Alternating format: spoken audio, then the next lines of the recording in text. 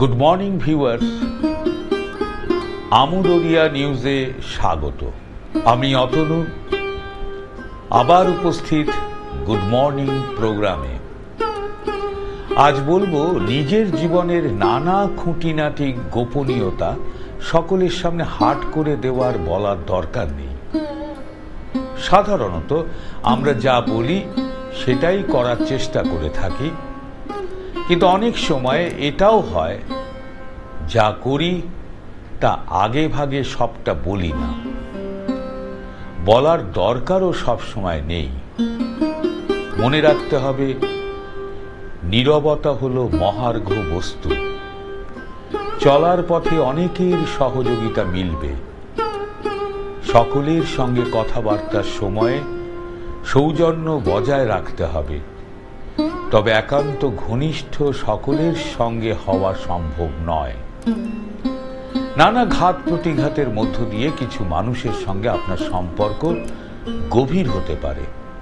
তাদের সঙ্গে আপনার জীবনের অনেক সুখ দুঃখ, ভালো মন্দ অনুভূতি ভাগ করে নিতে পারেন। তা বলে আপনার জীবনের যাবতীয় ঘটনাক্রম খোলসা করে সকলকে কখনো বলার দরকার নেই, সেটা ঠিকও নয়।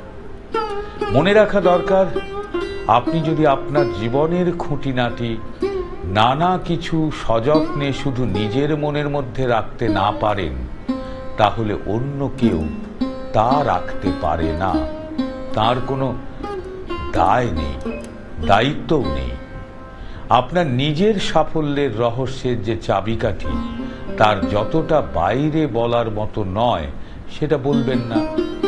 অথচ আমাদের অনেকের জীবনে এমন ঘটনা ঘটেই থাকে যা অন্যের কাছে বলার দরকার নেই, সেটা আমরা বলে ফেলি। সেজন্য একটা জীবন বোধটা এমনভাবে গড়ে তোলা দরকার যাতে আমাদের অভিজ্ঞতা, বেদনা, ভালো লাগা, ভালোবাসার বিষয়গুলির মধ্যে কতটা আমি বাইরে বলবো সেটা আগেই ঠিক হয়ে যাবে। যার সঙ্গে আমার পরিচয় হলো, তাকেই আমাদের জীবনের সবকিছু গড়গড়িয়ে বলে দিলাম, এটা কখনো বিচক্ষণতার পরিচয় দেয় না।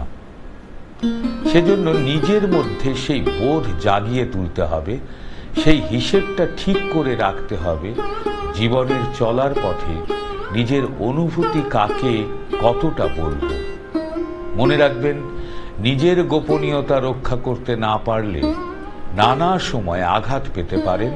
কাজেই ঠিক করে নিন মনে মনে যে নিজের গোপন কথাটি যেভাবেই হোক গোপনে রাখতে হবে। আজ এই পর্যন্তই।